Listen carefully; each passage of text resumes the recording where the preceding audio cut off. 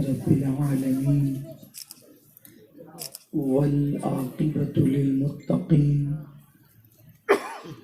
والصلاة والسلام على سيد الأنبياء والمرسلين وعلى آله وأصحابه الطيبين الطاهرين أما بعد فأعوذ بالله من الشيطان الرجيم بسم الله الرحمن الرحيم والتين والزيتون وطور سينين وهذا البلد الأمين لقد خلقنا الإنسان في أحسن تقويم ثم رددناه أسفل سافلين صدق اللہ العظیم۔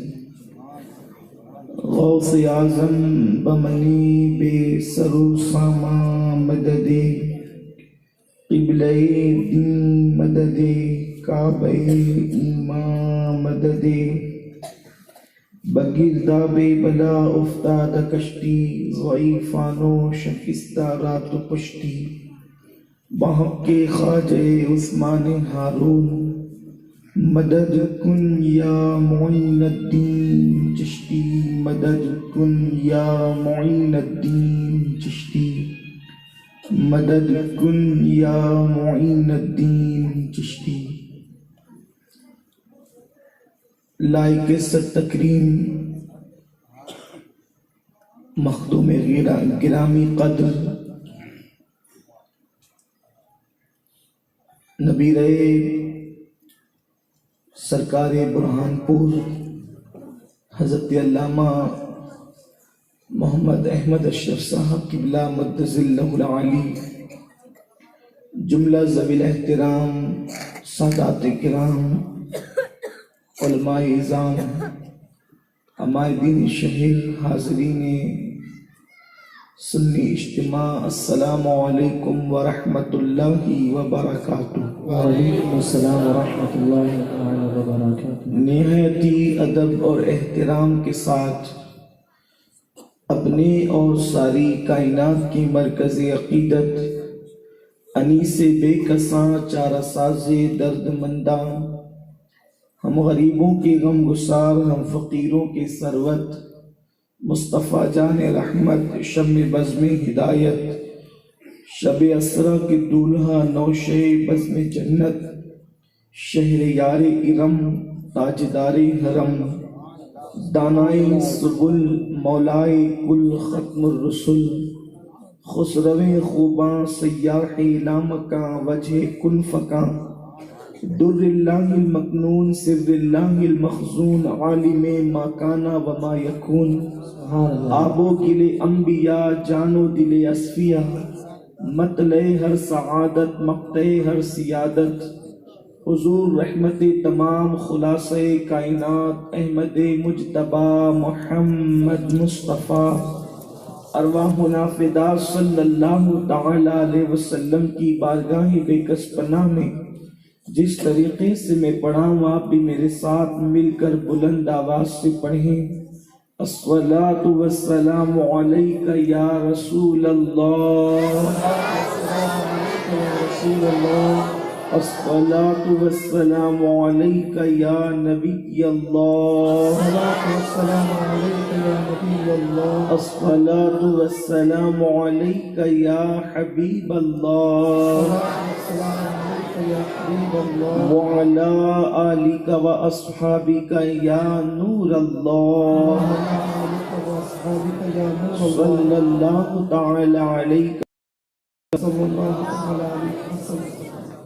وہ پھرتے ہیں، وہ سوئے لالا زار پھرتے دن اے بہار پھرتے ہیں، جو تیرے در سے یار پھرتے ہیں، در بدر یوں ہی خوار پھرتے ہیں، اس گلی کا گدا ہوں میں جس میں مانگتے تاجدار پھرتے ہیں، لاکھوں قدسی ہے کار خدمت پر، لاکھوں گردے مزار پھرتے ہیں، جان ہے جان کیا نظر آئے کیوں عدو گرد غار پھرتے ہیں، رکھیے جیسے ہیں خانہ زاد ہیں ہم، مول کے عیب دار پھرتے ہیں، اور کوئی کیوں پوچھے تیری بات رضا، تجھ سے کتنے ہزار پھرتے ہیں۔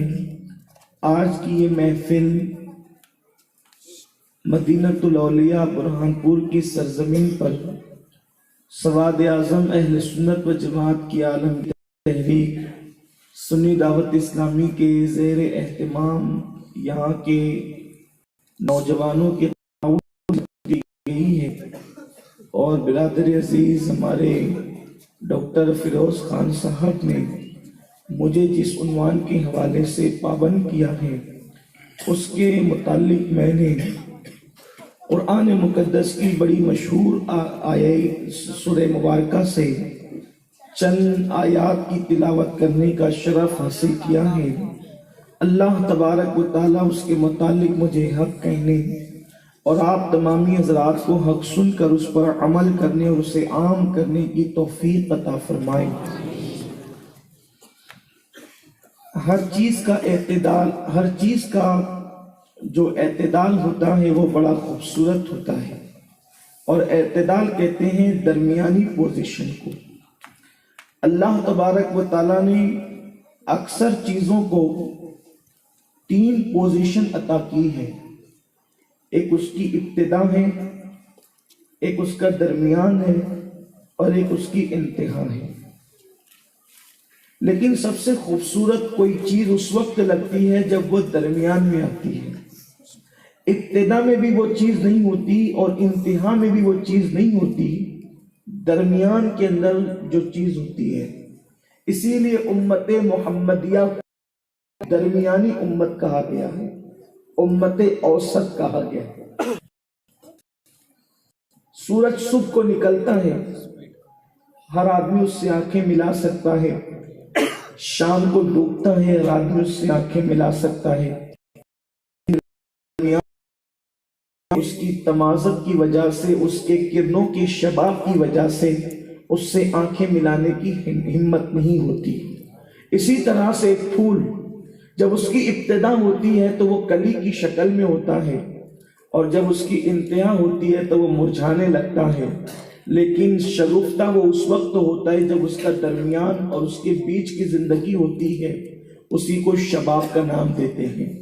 اللہ تبارک و تعالیٰ نے ہر ایک کو ابتدا انتہا کے درمیان ایک بیچ کی کیفیت، درمیانی کیفیت عطا کی ہے، جس کو شباب کہتے ہیں۔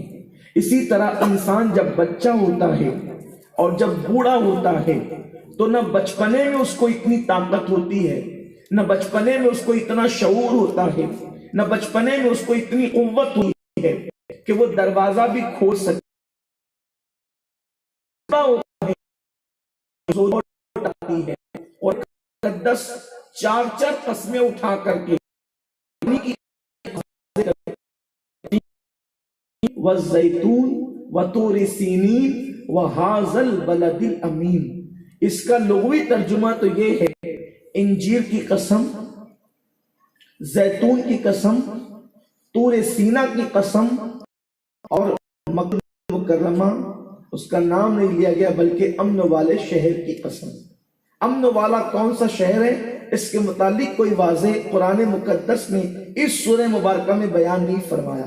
4 قسمیں اٹھائی، لیکن مفسرین کی تفسیر کا نچوڑ یہ ہے کہ آپ ہوگا کہ کوئی شہر کسی چیز کی وجہ سے مشہور ہوتا ہے تو عام طور پر اسی چیز کا نام لے لیا جاتا ہے۔ جیسے مثال کے طور پر اگر آگرہ کا نام نہ لیا جائے، آگرہ کی بجائے تاج محل کا نام لے لیا جائے، تو ظاہر سی بات ہے جب تاج محل کا نام آئے گا تو آگرہ کا تعارف خود بخود ہو جائے گا۔ اسی طریقے سے آپ کے شہر برہان پور کی بھی کوئی مشہور چیز ہوگی، اس کے متعلق اگر اس کا نام لے لیا جائے تو پھر برہان پور کا نقشہ سامنے آتا ہے۔ کر سکتے ہیں میرے پیارے آقا صلی اللہ علیہ وسلم کے پیارے دیوانوں، آخر یہ بات حیرت زدہ کرنے والی ہے کہ انجیر کے اندر کیا خصوصیت ہے اور زیتون کے اندر آخر کیا بات ہے کہ اللہ تعالیٰ نے اس کی قسم یاد کی۔ تو مفسرین فرماتے ہیں کہ یہاں تین سے مراد شہر ابراہیم ہے، اور زیتون سے مراد شہر عیسیٰ ہے، اور جو ہے وہ طور سینا سے مراد شہر موسیٰ ہے، اور بلد امین سے مراد میرے محبوب مصطفیٰ جان رحمت کا شہر ہے۔ تو اب اس سے پتا چلا کہ قرآن 4 قسمیں اٹھا رہا ہے، شہر ابراہیم کی قسم، شہر عیسیٰ کی قسم، شہر موسیٰ کی قسم، اور محبوب تیرے شہر مبارکہ کی قسم۔ اب 4 پیغمبروں کے شہروں کی قسمیں اٹھا کر اللہ تبارک و تعالیٰ فرماتا ہے لَقَدْ خَلَقْنَا الْإِنسَانَ فِي أَحْسَنِ تَقْوِيمٍ، ہم نے انسان کو اچھی صورت پر پیدا فرمایا۔ مفسرین فرماتے ہیں اس سے مراد انسان کی جوانی ہے، اللہ نے انسان کی جوانی کی قسم یاد کی ہے۔ قرآن کی ایک ایک آیت کی کئی کئی تفاسیر ہوتی ہے، میرے پیارے آقا صلی اللہ علیہ وسلم کے پیارے دیوانوں، تو اس کی ایک تفسیر یہ بھی ہے 4 نبیوں کے شہروں کی قسم کھا کر اللہ نے جوانی کی اہمیت کو واضح فرمایا کہ انسان کو ہم نے اچھی صورت پر پیدا کیا۔ آپ دیکھیں جب انسان جوانی کی دہلیز پر پہنچتا ہے، اس میں طاقت اور قوت کا بھی شباب ہوتا ہے، اس کے حسن و جمال کا بھی شباب ہوتا ہے، اس کے سوچ و سمجھ کا بھی شباب ہوتا ہے، اس کے انداز زندگی کا بھی شباب ہوتا ہے، اس کے ناپسند اور پسند کے اندر بھی جو ہے وہ گویا کہ شباب کی کیفیت ہوتی ہے۔ وہ منصوبہ بند طریقے سے زندگی گزار سکتا ہے، وہ کچھ کما سکتا ہے، وہ پڑھ لکھ سکتا ہے، لیکن اس کے بعد قرآن کہتا ہے اللہ اکبر ثم رددناہ اسفل سافلین، اور ہم نے پھر انسان کو دھکیل دیا نچلی سے نچلی شکل کے اندر۔ اس سے مراد مفسرین فرماتے ہیں جو نچلے گڑے کا تذکرہ قرآن کر رہا ہے، اس سے مراد بے کسی اور بے بسی کا بڑھاپا ہے۔ میرے پیارے آقا صلی اللہ علیہ وسلم کے پیارے دیوانوں، تو پتا چلا کہ گویا کہ انسان کو اللہ رب العزت نے جو جوانی عطا کی ہے، وہ جوانی بڑی حسین ہے، وہ جوانی بڑی جمیل ہے،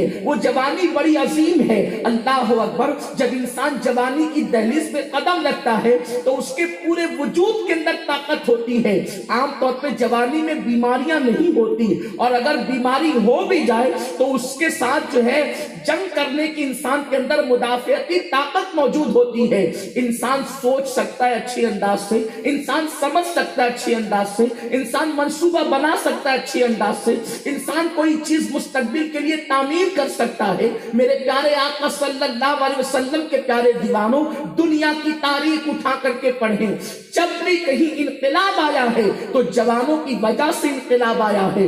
جب بھی کسی نے انقلاب بپا کیا ہے تو جوانوں نے انقلاب بپا کیا ہے۔ اسلام کی تاریخ پڑھیں، ما قبل اسلام کی تاریخ پڑھیں، عیسائیت کی تاریخ پڑھیں، اسی طریقے سے آپ کسی کی بھی تاریخ پڑھیں، یونان کی تاریخ آپ اٹھا کر کے پڑھیں تو آپ کو پتا چلے گا کہ انقلاب ہمیشہ جوانوں کی وجہ سے بپا ہوا ہے۔ میرے پیارے آقا صلی اللہ علیہ وسلم کے پیارے دیوانوں، تھوڑا توجہ کے ساتھ آپ جوانی کی پہلے اہمیت سماعت کر لیں، اس لیے کہ عنوان کیا گیا ہے آؤ نوجوانوں کی اصلاح کریں۔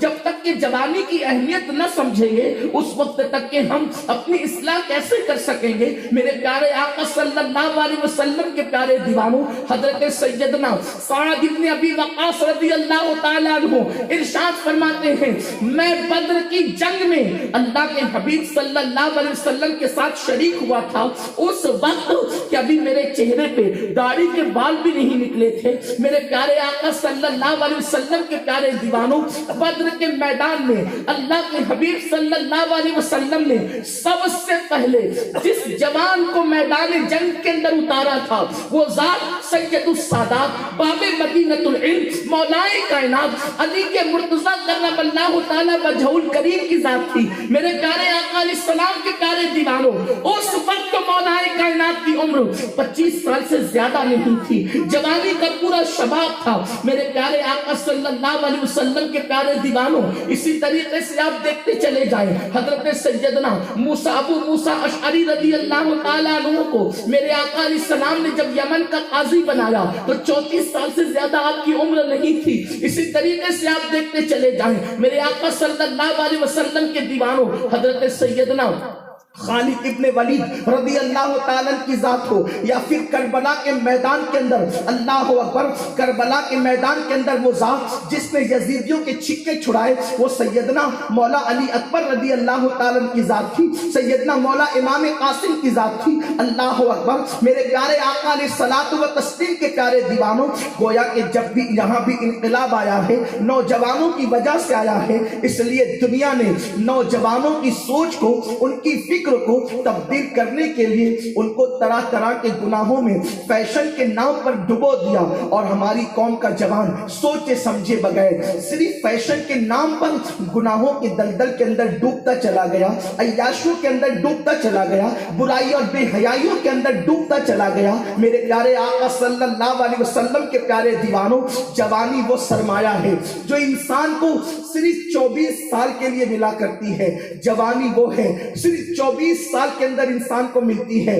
بزرگوں نے فرمایا انسان کی 2 مرادیں کبھی پوری نہیں ہو سکتی، ایک مراد تو یہ کہ وہ ہمیشہ جوان رہے، اور دوسری مراد یہ کہ اس کو کبھی موت نہ آئے۔ یہ 2 مرادیں انسان کی کبھی پوری نہیں ہوتی۔ میرے پیارے آقا صلی اللہ علیہ وسلم کے پیارے دیوانوں، جوانی کتنی اہم ہے، جوانی کا سرمایہ کتنا اہم ہے۔ اللہ نے زندگی ایک مرتبہ دی، اور اس زندگی کے اندر جوانی ایک مرتبہ دی، اور وہ بھی صرف 24 سال کے لیے دی۔ 16 سال کی عمر میں جوانی کا آغاز ہوتا ہے، اور 40 سال کی عمر میں جوانی کا اختتام ہوتا ہے۔ 40 سال کے بعد انسان کی زندگی بڑھاپے کی طرف ڈھلنے لگتی ہے، اور انسان بڑھاپے کی طرف چلا جاتا ہے۔ اللہ کے حبیب مصطفیٰ کریم رؤوف الرحیم صلی اللہ علیہ وسلم نے ارشاد فرمایا، جس کی عمر 40 سال کی ہو جائے اور اس کے نامے اعمال میں نیکیاں نہیں ہیں، اچھے اعمال نہیں ہیں، اور اس کی زندگی کے اندر توبہ بھی نہیں ہے، اور اس کی عمر 40 سال کی ہو چکی ہے، پھر وہ اپنے آپ کو جہنم کے لیے تیار کر دے، اس لیے کہ جوانی اس کی ختم ہو چکی، اصل جو عمل کی زندگی تھی وہ ختم ہو چکی ہے۔ اس لیے میرے آقا فرماتے ہیں اب 40 سال میں عمل نہ رہا اور 40 سال میں توبہ بھی نہیں ہے، تو وہ اپنے آپ کو جہنم کے لیے تیار کر لے۔ میرے پیارے آقا صلی اللہ علیہ وسلم کے پیارے دیوانوں، جوانی کتنا قیمتی سرمایہ ہے، وہ 24 سالہ جوانی۔ ہاں، انسان کو اللہ زندگی میں ایک مرتبہ عطا کرتا ہے، لیکن اللہ اکبر، میرے آقا مصطفیٰ کریم صلی اللہ علیہ وسلم فرماتے ہیں اس جوانی کے ایام میں انسان نفل روزے رکھے، انسان کثرت کے ساتھ نمازیں ادا کرے، انسان کثرت کے ساتھ اعمال کرے، اور جوانی میں وہ خوب محنت کرتا ہے عبادت کے لیے، راتوں کو جگتا ہے، قرآن کی تلاوت کرتا ہے، رب کی بارگاہ میں گریہ وزاری کرتا ہے، اللہ کی بارگاہ میں آہو بکا کرتا ہے، اور جس وقت وہ بوڑھا ہو جاتا ہے، اب بڑھاپے کی وجہ سے اس میں عبادت کی قوت نہیں رہ جاتی، بڑھاپے کی وجہ سے اب اس میں عمل کی طاقت نہیں رہ جاتی۔ فرشتے عرض کرتے مولا، جب یہ جوان تھا تو بہت عبادت کرتا تھا، رات جگہ کرتا تھا، راتوں کو روتا تھا، آہو فغا کرتا تھا، کثرت سے نوافل پڑھتا تھا، نفل روزے رکھتا تھا، قرآن کی تلاوت کا اہتمام کرتا تھا۔ میرے کریم اب بڑھاپے کی کمزوریوں نے اس کو اتنی مہلت نہ دی،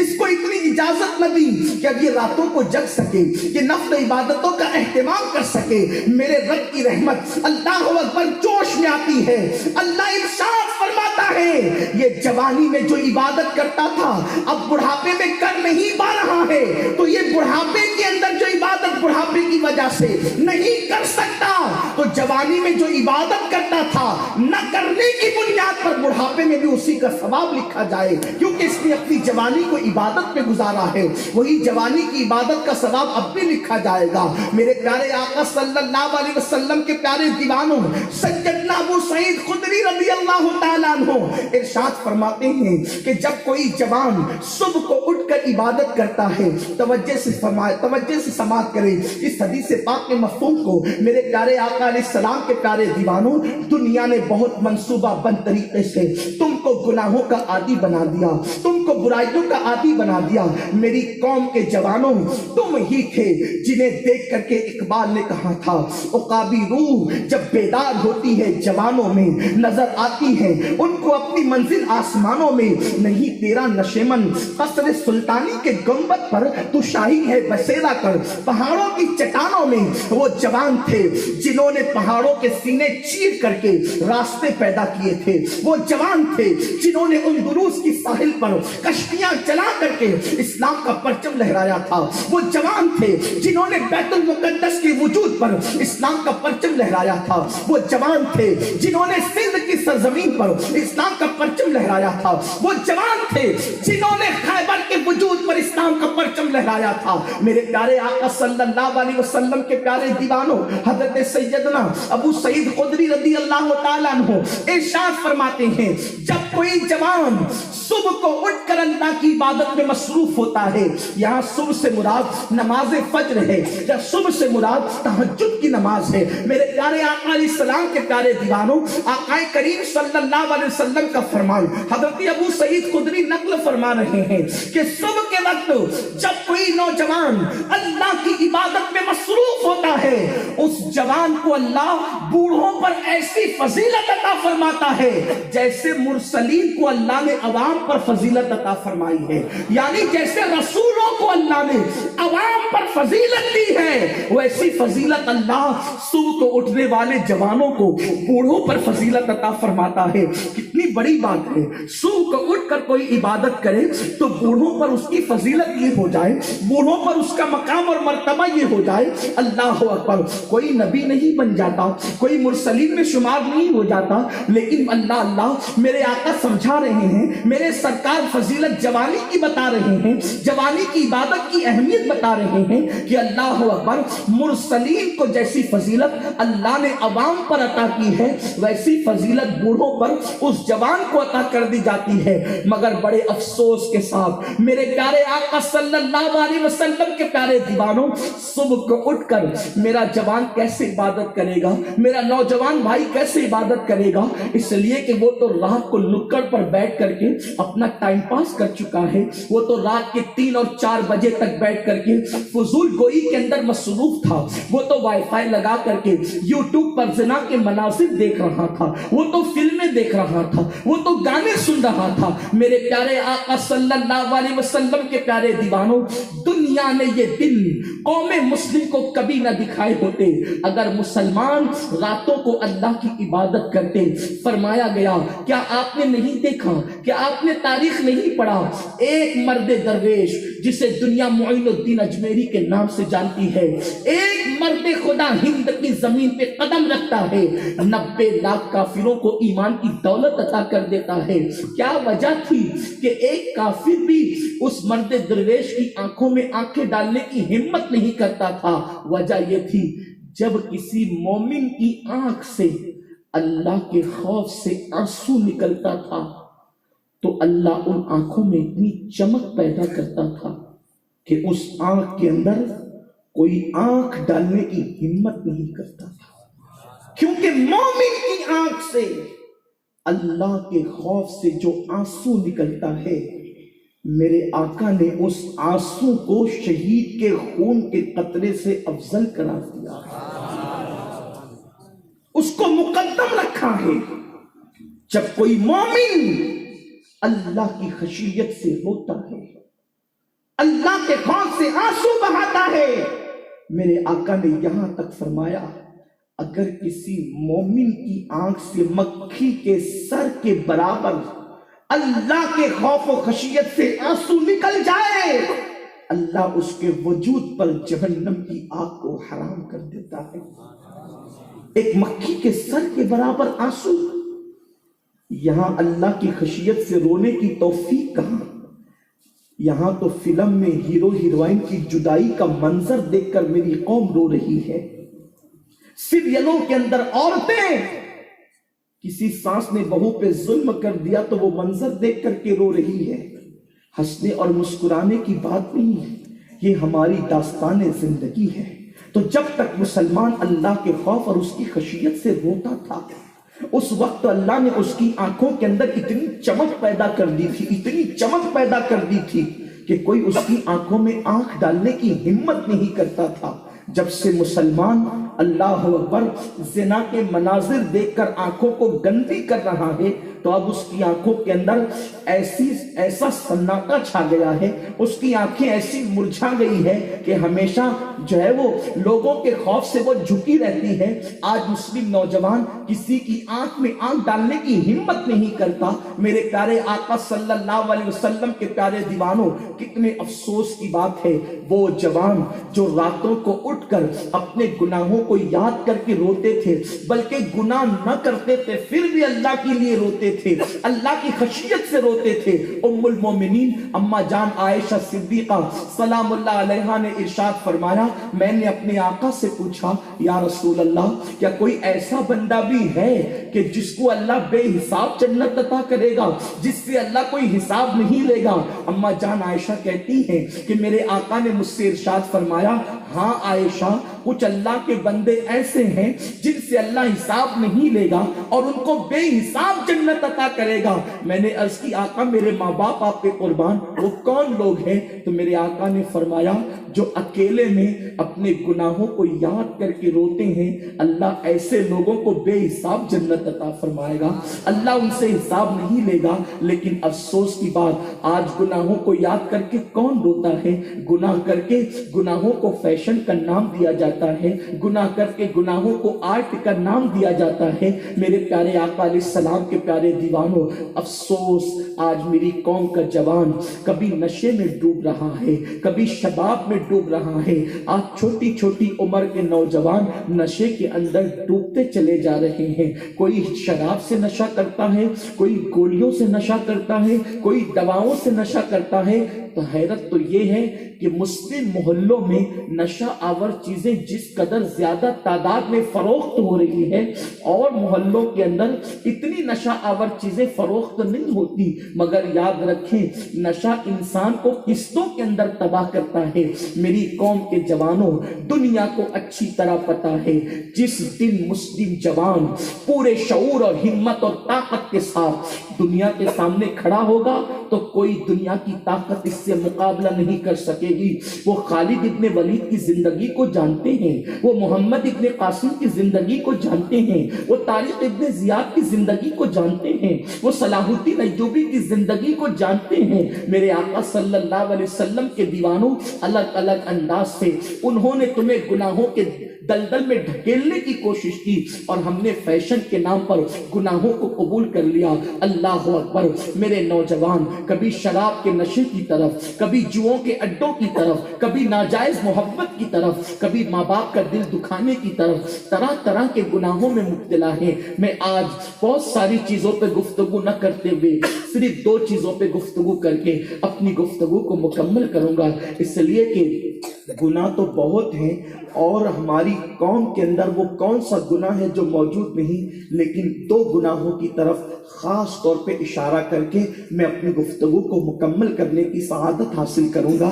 میرے پیارے آقا صلی اللہ علیہ وسلم کے پیارے دیوانوں، جب سلطان صلاح الدین ایوبی کے دور میں عیسائیت کو مسلمانوں نے دھول چٹایا اور ان کے ہاتھوں سے بیت المقدس کی چابی انہوں نے لے لی اور اسلام کا پرچم بیت المقدس پر لہرا دیا گیا، تو اس وقت ایک انگریز مفکر نے کہا تھا، مسلمانوں سے میدان کے اندر اب جنگ نہیں کرنا، اگر اس قوم کو شکست دینا ہے تو زیر زمین جنگ کرو، زمین کے نیچے کی جنگ کرو۔ اور پھر اس نے کہا تھا کہ مسلمانوں کو درجنوں ہزاروں لاکھوں تیر اور تلواریں اتنا نقصان نہیں پہنچا سکتے جتنا شراب اور شباب مسلمانوں کو نقصان پہنچا سکتے ہیں۔ اس لیے کہ جب مسلمان نشے میں ڈوب جائیں گے تو پھر ان کو نہ اپنا خیال ہوگا نہ کسی اور کا خیال ہوگا۔ نشے میں انسان کیا کر سکتا ہے اس کی کوئی گارنٹی نہیں، نشہ کرنے والا کیا نہیں کر سکتا اس کا کوئی اعتبار نہیں۔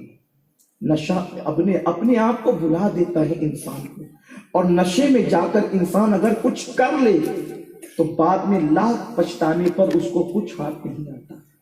نشہ کرنے والے کے نقصانات، پہلی چیز، جو نشہ کرتا ہے اس کی عقل تو اتنی دیر کے لیے چلی جاتی ہے، اس کو پتا نہیں ہوتا کہ میں نے کرنا کیا ہے۔ کبھی وہ گٹر کے کناروں پہ پڑا رہتا ہے، کبھی وہ گٹر کے اندر پڑا رہتا ہے، کبھی وہ راستوں کے کناروں پہ پڑا رہتا ہے، کبھی جانور اس کے وجود پہ پیشاب کرتے ہیں، اس کی بیٹیوں کو اچھے رشتے نہیں آتے، اس کی اولاد اس سے نفرت کرتی ہے۔ کبھی نشے کی حالت میں کوئی شخص اس کی اپنی بیوی کو طلاق دے دیتا ہے اور اس کے بعد وہ کہتا ہے مجھے تو خبر بھی نہ تھی، لیکن اس کو قبول نہیں کیا جاتا، اس لیے کہ نشے کی حالت میں دی گئی طلاق کو مان لیا جاتا ہے۔ میرے پیارے آقا صلی اللہ علیہ وسلم کے پیارے دیوانوں، نشہ کرنے والوں سے لوگ نفرت کرتے ہیں۔ نشہ کرنے والوں کی اولاد، ظاہر سی بات ہے جب گھر میں کمائی نہیں آئے گی، ساری کمائی نشے کی نظم ہو جائے گی، تو اس کے بچوں کی تعلیم کا خرچ کون اٹھائے گا؟ اس کے بچوں کی شادیوں کا منصوبہ کون بنائے گا؟ اس سلسلے کے اندر ایک بڑا حسین سا واقعہ میں اپنے الفاظ کے جامع میں آپ کے سامنے پیش کرنا چاہتا ہوں۔ اس میں کئی نکات آپ کو سمجھنے کے لیے ملیں گے اور بہت ساری چیزیں آپ کے لیے عبرت کا سامان اللہ پیدا فرمائے گا۔ اس واقعے کو علامہ ابن الجوزی نے اپنی شورۂ آفاق کتاب میں تصنیف کیا ہے، جس کو اپنے الفاظ کے جامع میں پیش کر رہا ہوں۔ امید ہے میرا ہر جوان بہت توجہ سے سنے گا۔ میں اکثر کہتا ہوں میں کوئی خطیب نہیں ہوں، میں صرف اپنے دل کا درد لے کر ٹوٹے پھوٹے الفاظ کے حوالے سے آپ کے درمیان آتا ہوں، تاکہ اللہ میرے دل کی آواز آپ کے دل میں اتار دے اور ہمارے جوانوں کے اندر انقلاب پیدا ہو جائے۔ اس لیے کہ ہمیں پتا ہے کہ اس وقت صرف جوانوں کے بگڑنے سے کئی گھر اجڑ چکے ہیں، کئی مائیں ہیں جو راتوں کو آنسو پوچھتے پوچھتے اپنے دوپٹے کو بھگا دیتی ہے، کئی مائیں ہیں جن کی راتوں کی نیند اڑ چکی ہے، ہاں کئی ایسی بیویاں ہیں جو راتوں کو کروٹیں بدلتی ہے اور ہواؤں کے جھونکوں کی بنیاد پہ وہ اپنے دروازے تک پہنچتی ہے کہ میرا شوہر آئے گا، لیکن جب وہ دروازہ کھولتی ہے تو ہوا کا جھونکا ہوتا ہے، اس کے شوہر کے قدموں کی آہٹ نہیں ہوتی۔ ہاں کئی ایسی بیٹیاں ہیں جو اپنے نشہ کرنے والے باپ کی پشت سے جنم لینے کے بعد اس چیز پہ ماتم کرتی ہے کہ کاش ہم پیدا ہی نہ ہوئی ہوتی، اس لیے کہ ایک نشہ آور، ایک نشے میں ڈوب جانے والے باپ کے گھر میں ہم نے جنم کیوں لیا؟ کیونکہ ہم باہر نکلتی ہیں تو لوگ ہمیں تانا دیتے ہیں، ہم اسکول جاتی ہیں تو لوگ ہمیں گری ہوئی نظروں سے دیکھتے ہیں، اور اچھے رشتوں کی تو کوئی توقع نہیں، اس لیے کہ جب کوئی اچھا رشتہ آئے گا تو کوئی بتا دے گا کہ اس کا باپ تو نشہ کرتا ہے یا اس کے باپ کا تو کسی کے ساتھ افیئر ہے۔ اللہ اکبر! پھر وہ بچیوں کے مستقبل کا کیا ہوگا؟ میرے پیارے آقا صلی اللہ علیہ وسلم کے دیوانوں، دنیا نے بہت سوچ و سمجھ کر تمہیں گناہوں کے اندر ڈبا دیا، نکلنا ہوگا گناہ کے دلدل سے۔ اگر اپنی دنیا اور آخرت کا فائدہ چاہتے ہو، اگر اپنی دنیا اور آخرت کو سنوارنا چاہتے ہو، اگر اپنے بچوں کے مستقبل کی خوشیاں دیکھنا چاہتے ہو، گناہوں کے دلدل سے نکلو، مصطفیٰ جان رحمت کے ساتھ پھر سے تجدید وفا کر لو، پھر سے ان کے قدموں میں لوٹ جاؤ۔ میرے پیارے آقا صلی اللہ علیہ وسلم کے دیوانوں، لنگڑے لولے بہانے چھوڑ دو کہ ٹینشن کی وجہ سے نشہ کرتے ہیں۔ نشہ کوئی ٹینشن کو دور نہیں کر سکتا، اگر ٹینشن کوئی چیز دور کر سکتی ہے تو وہ اللہ کا ذکر دور کر سکتا ہے، مصطفیٰ جان رحمت کی نعتیں دور کر سکتی ہے، قرآن مقدس کی تلاوت دور کر سکتی ہے۔ اور یہ مت سوچنا کہ نشہ ہم سے چھوٹ نہیں سکتا، ارے نادان، جب انسان دنیا چھوڑ سکتا ہے تو نشہ کیوں نہیں چھوڑ سکتا؟ کیا اس دنیا کے اندر ایسے اللہ والے نہیں گزرے جو دنیا کے اندر رہتے تھے پھر بھی انہوں نے دنیا کو چھوڑ دیا تھا؟ آپ نہیں جانتے حضرت سیدنا ابراہیم ابن ادہم کو؟ ابراہیم ابن ادہم بلخ کے تاجدار ہے، بلخ کے بادشاہ ہے، ایک دن نرم گدوں پہ لیٹے ہوئے ہیں، چھتوں پر چلنے کی آواز آتی ہے، بہت بار بار سنا ہوگا، لیکن اس سے آپ نے لیا کیا؟ صرف یہ سن کر نعرہ لگایا۔ میرے پیارے آقا علیہ السلام کے پیارے دیوانوں، افسوس کی بات تو یہی ہے ہم اللہ والوں کے واقعات اپنے دلوں کو صرف بہلانے کے لیے سنتے ہیں، ان سے عبرت کیوں نہیں لیتے جبکہ واقعات عبرت کے لیے ہے۔ ابراہیم ابن ادہم لیٹے ہوئے نرم گدوں پر، چھتوں پر، چھت پر کسی کے چلنے کی آواز آئی، یہاں سے شاہانہ روب و دبدبے کے ساتھ ہونٹوں کو حرکت ہوئی اور الفاظ یوں ترتیب پائے، کون گستاخ ہے جو اس وقت بادشاہ کے آرام میں خلل پیدا کرنا چاہتا ہے؟ اس وقت جواب دینے والے نے بڑے حکمتانہ حکیمانہ لب و لہجے میں جواب دیا کہ بادشاہ سلامت، اونٹ گم ہوئے ہیں، اونٹ تلاش کرنے کے لیے آئے ہیں، اب تو شاہی جلال غصے میں تبدیل ہو گیا۔ ابراہیم ابن ادہم نے غصے میں شاہی جلال اور لب و لہجے کے ساتھ کہا، گستاخ، کیا اونٹ کوئی اڑنے والی چیز ہے اور وہ تجھے چھتوں پر ملیں گے؟ اگر اونٹوں کو ڈھونڈنا ہے تو صحرا اور بیابان میں جا کے تلاش کر، اونٹ وہاں ملیں گے۔ آنے والے نے دل کی بات دل میں انڈیل دی، کہا بادشاہ، جب اونٹ کسی کے گم شدہ کسی کی چھت پر نہیں مل سکتے تو نرم گدوں پر خدا بھی نہیں مل سکتا۔ نرم گدوں پر خدا نہیں ملتا، خدا تو مشقتوں کی بنیاد پر، ریاضتوں کی بنیاد پر، مسلوں پر آنسو بہانے کی بنیاد پر ملا کرتا ہے۔ قربان جائیں، وقت کا تاجدار ہے جسے دنیا ابراہیم ابن ادہم کے نام سے جانتی ہے۔ ابراہیم نے اسی وقت طے کر لیا جب نرم گدوں پہ خدا نہیں ملتا تو آج کے بعد ابراہیم نرم گدوں پر کبھی نہیں لیٹے گا، اور ابراہیم دنیا میں رہ کر دنیا چھوڑ دے گا۔ دنیا نے دیکھا ابراہیم ابن ادہم جو کبھی تخت و تاج کے مالک تھے، انہوں نے دنیا چھوڑ دی اور دنیا داری سے کنارہ کش ہو کر کے درویشانہ انداز میں اپنی زندگی کو گزارا، فقیرانہ انداز میں اپنی زندگی کو گزارا۔ کسی بہت بڑے مفکر نے کہا ہے، فقیر نے فقیرانہ لباس چھوڑ کر کبھی بادشاہی کو اختیار نہیں کیا، لیکن ہزاروں بادشاہ ملیں گے جنہوں نے تخت کو چھوڑ کر فقیری اختیار کی ہے۔ اللہ اکبر! ایسا کیوں ہوا؟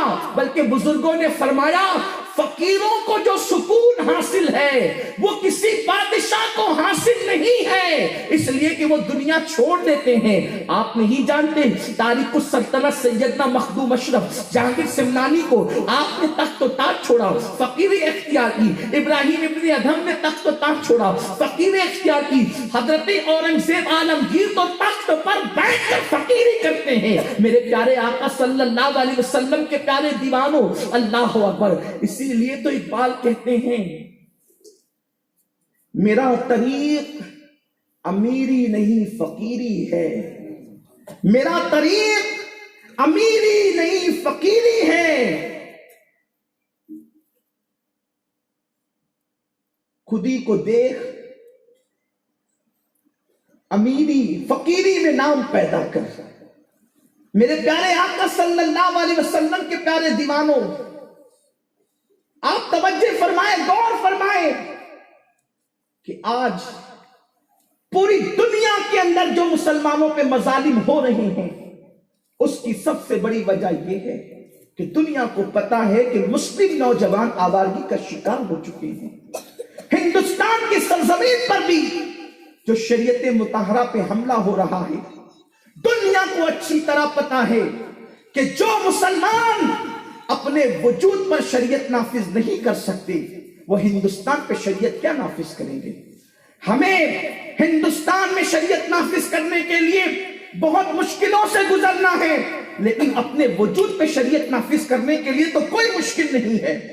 دنیا اچھی طرح جانتی ہے تمہارے کھوکھلے نعروں سے کوئی انقلاب نہیں آئے گا، اخبارات میں تصویریں چھپانے سے کوئی انقلاب نہیں آئے گا۔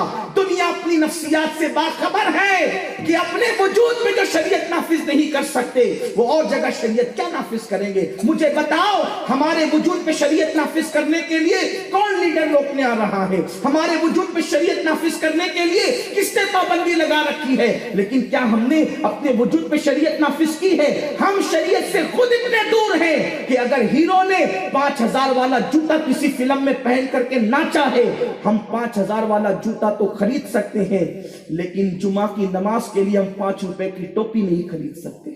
جو قوم اپنے مذہب کو اتنی بھی اہمیت نہ دے، وہ قوم ترقی کی راہ پر کیسے گامزن ہو سکتی ہے؟ تو میں عرض یہ کر رہا تھا، میرے پیارے آقا صلی اللہ علیہ وسلم کے پیارے دیوانوں، میرا تحریک امیری نہیں فقیری ہے، خودی نہ بیچ، فقیری میں نام پیدا کر۔ اقبال کے اس پیغام پہ عمل کرتے ہوئے اگر میری قوم کے جوان ترقی کی شاہراہ پہ گامزن ہونا چاہے تو گامزن ہو سکتے ہیں۔ نشہ وہ بدترین بلا ہے جو برائیوں کی جڑ ہے، برائیوں کی ماں ہے۔ علامہ ابن الجوزی کا ان کی شور آفاق کتاب سے وہ واقعہ جو کہیں عبرت کے نکات ہمارے دلوں کے اندر انڈیل سکتا ہے، وہ فرماتے ہیں کہ حضرت سیدنا مالک ابن دینار ایک مرتبہ حج کے لیے تشریف لے گئے۔ جب وہ حج کے لیے گئے تو انہوں نے دیکھا لاکھوں کی تعداد کے اندر لوگ کعبے کا طواف کرتے ہیں، طواف کعبہ میں مصروف ہے۔ مالک الدینار کو بڑی خوشی ہوئی، دلی مسرت ہوئی۔ ابھی چند ہی دن ہوئے ہیں، چند ہی سال ہوئے کہ حضور نے پردہ فرمایا۔ اللہ نے اسلام کو کیسا غلبہ عطا کیا، کیسی ترقی عطا کی کہ لاکھوں لاکھ لوگ پروانہ وار کعبے کے ارد گرد گھوم رہے ہیں۔ ایسے میں مالک الدینار نے رب کی بارگاہ میں ناز بندگی ادا کرتے ہوئے عرض کی، مولا میں دو لوگوں کو دیکھنا چاہتا ہوں، ایک وہ جس کا حج تو نے قبول کر دیا اور ایک وہ جس کا حج تو نے رد کر دیا۔ اللہ نے مالک ابن دینار کو خواب میں دونوں وجود دکھا دیے، اس کا وجود بھی دکھایا جس کا حج قبول کیا تھا اور اس کا وجود بھی جس کا حج رد کر دیا تھا۔ مالک الدینار کو قدرت کی طرف سے اشارہ ملا کہ محمد ابن ہارون بلخی نام کا ایک شخص ہے، ہم نے اس کا حج اس کے منہ پہ مار دیا، اس کا حج رد کر دیا۔ مالک الدینار خواب سے بیدار ہوئے اور خواب سے بیدار ہونے کے بعد بلخ کے لوگ مینا میں جہاں خیمہ زن تھے وہاں پہنچے اور وہاں پہنچ کر کے کہتے ہیں، تم میں محمد ابن ہارون کون ہے؟ بلخ والوں نے کہا، مالک الدینار کس کے بارے میں پوچھ رہے ہو، کس کے بارے میں سوال کر رہے ہو؟ مالک ابن دینار کہا، ابن ہارون کے بارے میں۔ کہا، جانتے ہو ابن ہارون کون ہے؟ اہل بلخ نے کہا، ابن ہارون کون ہے جانتے ہو؟ اس وقت مالک ابن دینار نے کہا، کون ہے وہ؟ تو بلخ والوں نے کہا، پورے بلخ میں اس سے متقی کوئی انسان ہے ہی نہیں، ہمارے بلخ میں اس سے بڑا متقی کوئی نہیں، اس سے بڑا پرہیزگار کوئی نہیں۔ ہم اس کو 40 سال سے دیکھتے ہیں کہ ہر دن وہ روزہ رکھتا ہے اور ہر رات وہ اپنی مصلے پر گزارتا ہے، وہ کسی سے بات بھی نہیں کرتا، کسی سے ملاقات بھی نہیں کرتا، عبادت عبادت عبادت، اللہ کی خشیت میں رونا رونا رونا، بس یہی اس کا وتیرہ اور یہی اس کی پہچان ہے۔ مالک الدینار کہتے ہیں، علامہ ابن الجوزی لکھتے ہیں کہ مالک الدینار کہتے ہیں، میرے دل میں تجسس پیدا ہوا، ایک دو نہیں بلخ کے تمام حجاج جس کے تقوی کی گواہی مینا کی وادیوں میں دے رہے ہیں، اس کے بارے میں میرے اللہ نے کہا کہ میں نے اس کا حج رد کر دیا اور اس کے منہ پہ مار دیا۔ العیاذ باللہ، استغفر اللہ استغفر اللہ، اللہ نے جس کا حج رد کیا اس کے منہ پہ مار دیا۔ ابن دینار کہتے ہیں، حضرت مالک ابن دینار کہتے ہیں، میرا شوق اور بڑھا کہ میں نے تو اس سے ملنا چاہیے، تو میں نے کہا کہاں ہے وہ؟ تو لوگوں نے کہا اتنا متقی ہے کہ وہ خیمے میں بھی نہیں رکتا اور 40 سال سے وہ ہر سال حج کے لیے آتا ہے اور پیدل حج کرتا ہے، اپنے وطن بلخ سے مکہ المکرمہ تک وہ پیدل آتا ہے، اس شان سے وہ حج کو آتا ہے اور وہ خیمے میں نہیں رکتا، اکیلے رکتا ہے۔ کہاں ہے وہ؟ پہاڑوں کی وادیوں میں رکا ہے۔ مالک الدینار کہتے میں چلتے ہوئے پہنچا تو میں نے دیکھا کہ ایک شخص ہے، اس کا ہاتھ کٹا ہوا ہے اور وہ ہاتھ زنجیر سے اس کی ہنسلی کی ہڈی سے بندھا ہوا ہے، اور ایک ہاتھ میں اس نے اپنے پیروں میں زنجیر ڈال کر ہاتھ میں زنجیروں کو پکڑ رکھا ہے، آسمان کی طرف نگاہیں اٹھا کر کے رو رہا ہے، اس کی آنکھوں سے آنسو جاری ہے اور وہ کہتا ہے، اللہ مجھے بخش دے، اللہ مجھے بخش دے، اللہ مجھے بخش دے۔ مالک ابن دینار کہتے میرے قدموں کی آہٹ سن کر اس نے ہاتھ نیچے کی، آنسو پوچھے اور کہا، اے اللہ کے ولی، کیا تجھے کوئی خواب میری طرف لا رہا ہے؟ مالک ابن دینار کہتے میں حیران تھا، خواب میں نے دیکھا، اس کو پتہ کیسے چلا، اتنا پہنچا ہوا ہے؟ پھر میں جھجکا کہ اب میں اس کو کیسے کہوں کہ تیرا حج رد ہو گیا۔ اس نے فوراً دوسرے جملے میں یہ کہا، تجھے اللہ نے یہ کہا خواب کے اندر کہ ابن ہارون کا حج رد ہو گیا، اس کے منہ پہ مار دیا گیا؟ بولو مالک، جواب دو، بتاؤ مجھے، اللہ نے تمہیں یہی پیغام دے کر کے بھیجا ہے نا؟ مالک الدینار کہتے ہیں میں حیران تھا، یہ میرا خواب ہی نہیں بلکہ خواب کا مضمون بھی جانتا ہے۔ تو مالک الدینار کہتے ہیں اب میں ڈرا کہ میں اس کو کیسے کہوں کہ اس کا حج رد ہو گیا۔ اللہ اکبر۔ حضرت مالک الدینار کہتے ہیں میں نے اس کو کچھ کہنے کی بجائے یہ کہا، اے ابن ہارون، یہ بتا تجھے کیسے پتا چلا کہ تیرا حج اللہ نے تیرے منہ پہ مار دیا، یہ خواب اللہ نے مجھے دکھایا؟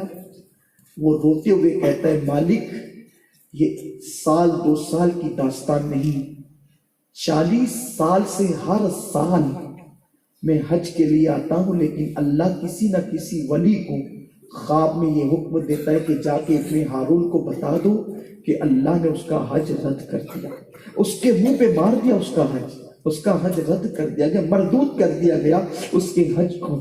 مالک ابن دینار کہتے ہیں ابن ہارون میرا اللہ تو کریم ہے، میرا اللہ تو اپنے بندوں سے 70 ماؤں سے زیادہ پیار کرتا ہے، ابن ہارون یہ بتا حج کے رد ہونے کی کوئی وجہ تو ہوگی نا؟ ابن ہارون کہتے ہیں ہاں ایک بہت بڑی وجہ ہے، اور 40 سال سے اس پہ توبہ کر رہا ہوں لیکن توبہ قبول نہیں ہوتی۔ میری قوم کے جوان بہت دھیان سے سنیں، ہر گناہ کو استغفر اللہ کہہ کر مٹوایا نہیں جا سکتا۔ کچھ گناہ تو ایسے ہیں استغفر اللہ کہہ دو تو مٹا دیے جاتے ہیں، کچھ گناہ ایسے ہیں برسوں جس پہ توبہ کی جاتی ہے تو بھی کوئی جواب نہیں آتا۔ بہت آسان سمجھا ہے لوگوں نے گناہوں کو مٹوانا، میرے اللہ نے پہلے آنے والے دنیا کے انسان ہم سب کے ابا جان حضرت سیدنا آدم علیہ السلام کی ایک خطۂ اجتہادی پر حضرت آدم 200 سال یا 300 سال تک روتے رہے، میرے اللہ نے کوئی جواب نہیں دیا اور لوگوں کو بتا دیا میرے کرم پہ بھروسہ کر کے پاپ کرنے والوں جہاں کریم ہوں وہاں پر غیرت والا بھی ہوں، تو میری غیرت کو کبھی چیلنج مت کرنا۔ میرے پیارے آقا صلی اللہ علیہ وسلم کے پیارے دیوانوں، تو ابن ہارون کہتا ہے ایک بہت بڑی وجہ ہے مالک، بڑی دردناک داستان ہے۔ اب ذرا وہ داستان اس نے کیا سنائی حضرت مالک کو تھوڑا سا آپ بھی سن لیں۔ بہت جلدی سے ہم اپنی محفل کو اختتام کی طرف لے کر چلیں گے، امتحان میں آپ کو بہت دیر تک نہیں رکھیں گے، صرف 2 بات شراب اور شباب اس کو کر کے بس بات ختم کرنا ہے۔ بہت دیر سے شاید آپ لوگ بیٹھے ہوں گے۔ ابن ہارون کہتا ہے مالک میری داستان بڑی دردناک ہے۔ مالک نے کہا کیا ہے؟ تو کہا کہ جوانی کی ابتدا اور شروعات تھی، ابتدائی جوانی میں غلط دوستوں کی صحبت مل گئی اور برے دوستوں کی صحبت میں پڑھ کر میرے دوستوں نے مجھے نشے کا عادی بنا دیا، شراب کا عادی بنا دیا، مجھے نشے کی لت پڑ گئی، نشے کی عادت پڑ گئی۔ یہ بات بار بار کہی جاتی ہے برے دوستوں کی صحبت سے بچو، کیونکہ برے دوستوں کی صحبت برے عمل سے بھی بدتر ہے، اچھے دوستوں کی صحبت اچھے عمل سے بہتر ہے۔ باب مدینۃ العلم سید السادات مولائے کائنات کا فرمان ہے برے دوست کوئلے کی طرح ہے، اگر جلتا ہوگا تو ہاتھوں کو جلا دے گا اور اگر ٹھنڈا ہوگا تو کم سے کم ہاتھوں کو کالا ضرور کر دے گا۔ برے دوستوں کی صحبت کبھی بہتر نہیں ہو سکتی۔ اور سنو، جو دوست ماں باپ کی بغاوت کی طرف، جو دوست فلموں کی طرف، جو دوست زنا کے اڈوں کی طرف، جو دوست نشوں کی طرف، جو دوست ناجائز لڑکیوں کی محبت کی طرف لے کر جاتے ہیں، وہ دوست نہیں ہیں، وہ دشمن ہیں، اس لیے کہ جو جہنم کی راہ پر لے جائے وہ کبھی دوست ہو ہی نہیں سکتا۔ میرے آقا نے فرمایا سچے دوست کی پہچان یہ ہے جب تو اللہ کو بھول جائے تو وہ اللہ کی تجھے یاد دلایا کرے۔ سچے دوست کی پہچان یہ ہے، یہ جھوٹے مکار دوست لٹیرے ہیں، یہ تمہاری جوانی سے کھیل کر تمہیں گناہوں کا عادی بنا کر وہ اپنے جیسا تمہیں بنانے کی کوشش کرتے ہیں۔ اس لیے کبھی برے دوستوں کی سنگت میں نہ جانا، کبھی برے دوستوں سے صحبت نہ کرنا، ان کے ساتھ نہ رہنا، ان کے ساتھ اٹھنا نہیں، ان کے ساتھ بیٹھنا نہیں، ورنہ وہ تمہیں بھی اپنے جیسا بنا دیں گے۔ میرے پیارے آقا علیہ السلام کے پیارے دیوانوں، ابن ہارون کہتا ہے جوانی کی ابتدا تھی اور میں اپنے برے دوستوں کی وجہ سے نشے کا اور شراب کا عادی بن گیا۔ ایک دن میرے دوستوں نے مجھے اتنی شراب پلا دی کہ میرے قدم لڑکھڑانے لگے، اور لڑکھڑاتے ہوئے قدموں سے جب میں اپنے گھر آیا تو میری امی نے مجھے نشے کی حالت میں دیکھ کر کے مجھ پہ غصہ کیا اور کہا بدبخت، آج ماہ رمضان شریف کی پہلی رات ہے اور تو شراب پی کر کے آیا ہے۔ ماں نے ہاتھ اٹھا کر کے ایک تماچا رسید کیا، جیسی ماں نے تماچا مارا، اے مالک الدینار، میں نشے میں تھا، مجھے غصہ آیا، شیطان کے ہاتھوں کا میں کھلونا بن گیا۔ غصے کی کیفیت میں میری ماں کو میں نے مارنا شروع کیا۔ مارتے مارتے جب میرا غصہ ختم نہیں ہوا تو جلتے ہوئے تندور میں نے اپنی ماں کو اٹھا کر کے پھینک دیا۔ میری بیوی نے مجھے دھکا دیا، میں بستر پہ گرا اور پھر مجھے ہوش نہ رہا۔ جب آدھی رات کے بعد مجھے ہوش آیا تو میں نے اپنی بیوی کو آواز دیا۔ میری بیوی نے بڑے کرخ اور سخت لہجے میں مجھ سے کہا، بدبخت۔ میں نے کہا، آج سے پہلے بھی تو میں شراب پیتا تھا، نشہ کرتا تھا، تو نے کبھی اتنی سختی اور اتنی کرخ لہجے میں کوئی جواب نہیں دیا، وفادار بیوی، آج تو اتنی غصے میں کیوں ہے؟ تو میری بیوی نے کہا، بدبخت، جب تو اپنی ماں کا وفادار نہ ہوا تو کس کا وفادار ہو سکتا ہے؟ یہ دیکھ تیری ماں کا حال کیا ہے۔ وہ کہتا ہے، جب میں اٹھا تو میں نے دیکھا کہ میری ماں جلی ہوئی روٹی کی طرح مردہ پڑی ہوئی تھی۔ میں نے اپنی ماں کو مرا ہوا دیکھا۔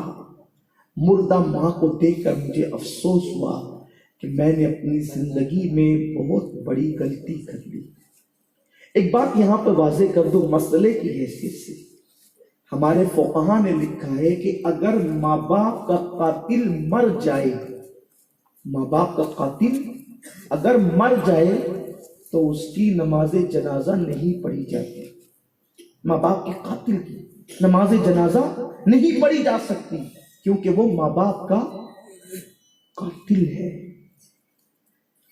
صرف تلواروں سے قتل کرنے والا یا مار ڈالنے والا قاتل نہیں ہوتا، صرف پیٹ میں چھرا بھونکنے والا قاتل نہیں ہوتا، بلکہ اگر کوئی ماں باپ کو اتنے صدمے دے کہ اس صدمے سے ماں باپ مر جائیں تو اس کا شمار بھی ماں باپ کے قاتلوں میں ہو سکتا ہے۔ پوری رات گناہوں کے اڈوں پہ بیٹھے ہوئے بیٹے کا انتظار ماں کرتی، اس ماں کو صدمہ کتنا ہوگا۔ 2-2 3-3 گھنٹے لڑکیوں سے ناجائز محبت کے نام پہ لوگ باتیں کرتے ہیں۔ آج ہی کا دن گزرا ہے جس کو یوم محبت کا نام لوگوں نے دیا ہے، اور اس کو انگریزی میں ویلنٹائن ڈے لوگ کہتے ہیں۔ بہت فخر کے ساتھ ویلنٹائن ڈے لوگ مناتے ہیں، اور آج اس پر کوئی بولنے والا بھی نہیں، کوئی احتجاج کرنے والا بھی نہیں۔ میلاد النبی کو بدعت کی رٹ لگانے والوں کی زبانیں خاموش ہیں۔ یوم محبت کے خلاف احتجاج کرنے کے لیے، کچھ لکھنے کے لیے، میرے پیارے آقا صلی اللہ علیہ وسلم کے پیارے دیوانوں، مجھے بتاؤ کہ اللہ اکبر، ماں پوری رات منتظر ہے کہ میرا بیٹا آ کر کے میری خیریت تو پوچھے گا، لیکن کوئی خیریت پوچھنے کے لیے بھی ماں باپ کی تیار نہیں۔ ابن ہارون کہتا ہے کہ جب میں نے اپنی ماں کو جلی ہوئی روٹی کی طرح مردہ پڑے ہوئے دیکھا تو مجھے بہت غصہ آیا، میں بہت پچھتایا۔ میں نے کڑھاڑی لی اور اپنا ہاتھ کاٹ لیا۔ ہاتھ کاٹ کر کے میں نے اپنی ہنسنے کی ہڈی سے ہاتھ کو باندھ دیا، اور باندھنے کے بعد جتنی دولت تھی سب اللہ کی راہ میں صدقہ کر دیا، جتنی کنیزیں جتنے غلام تھے سب میں نے اللہ کی راہ میں صدقہ کر دیا۔ اس دن کے بعد سے ہر دن روزہ رکھتا ہوں، اس دن کے بعد سے ہر رات اللہ کی عبادت کرتا ہوں، اس دن کے بعد سے ہر سال حج کے لیے آتا ہوں۔ بہت روتا ہوں، بہت دعائیں کرتا ہوں، لیکن مالک الدینار میری سنی نہیں جاتی، بلکہ ہر سال کوئی نہ کوئی ولی آ کر کے یہی کہتا ہے، اللہ نے تیری حج کو رد کر دیا۔ مالک الدینار کہتے ہیں، میں نے اس کی یہ بات سنی، مجھے بہت غصہ آیا، بہت غصہ ہے۔ میں نے ہاتھ جھٹک کر کہا، تو نے وہ جرم کیا اے بدبخت انسان، مجھے ڈر لگتا ہے کہیں تیرے گناہ کی وجہ سے زمین اور آسمان کو جلا نہ دیا جائے۔ تو ماں کا قاتل ہے، شراب کی وجہ سے، نشے کی وجہ سے تو نے ماں کو قتل کیا ہے۔ میرے پیارے آقا علیہ السلام کے پیارے دیوانوں، مالک الدینار کہتے ہیں، میں یہی کہہ کر غصے میں لوٹ رہا تھا کہ میں نے اس کی آواز سنی، اے غموں کو کھولنے والے، تو میرے گناہ کو بخش، مجھے معاف کر دے۔ میں لوٹا، میں بستر پہ لیٹا اپنے خیمے میں، میری آنکھیں کیا بند ہوئی، میرے دل کی آنکھیں بیدار ہو گئی۔ مالک الدینار کہتے ہیں، جیسے دل کی آنکھیں بیدار ہوئی کہ میں نے خواب میں آمینہ کے لال عبداللہ کے در یتیم مصطفیٰ جان رحمت کو اپنے خواب میں دیکھا. حضور کا جلوہ جہاں آرا جب میں نے دیکھا تو سرکار نے پوچھا اے مالک تو نے کیوں اس بندے کو نا امید کیا؟ میں نے عرض کی یا رسول اللہ اس نے کتنا بڑا جرم کیا، کتنا بڑا گناہ کیا اس نے. پہلے تو شراب پیا، پھر نشے میں ماں کو قتل کیا، ماں کو مارا اس نے. سرکار فرماتے اے مالک تجھے پتا ہے قیامت میں اللہ اس کے ساتھ کیا کرے گا؟ میں تجھے بتاؤں. حضرت مالک الدینار کہتے آقا بندہ پرور غریب پرور آقا میرے ماں باپ آپ پہ قربان بتائیں کہ اللہ قیامت میں اس کے ساتھ کیا کرے گا؟ آقا فرماتے قیامت کے دن اللہ اس کو اور اس کی ماں کو اپنی عدالت میں کھڑا کرے گا اور اللہ تعالیٰ فیصلہ کرے گا ابن ہارون کے خلاف اور اس کی ماں کی حمایت. ماں کو قتل کیا تھا تو اللہ تعالیٰ کا حکم ہوگا کہ اس کو لے جا کر جہنم میں ڈال دیں. آقا فرماتے ہیں ابھی 3 دن تک ابن ہارون جہنم میں جل رہا ہوگا. 3 دن ہوں گے اس کو جلنے کے لیے.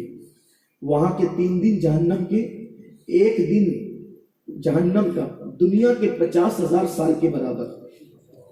50,000 سال کا 1 دن، اس طرح کے 3 دن وہ جہنم میں جلے گا. ایسے میں اللہ تعالیٰ اس کے ماں کے دل میں اس کی یاد ڈالے گا.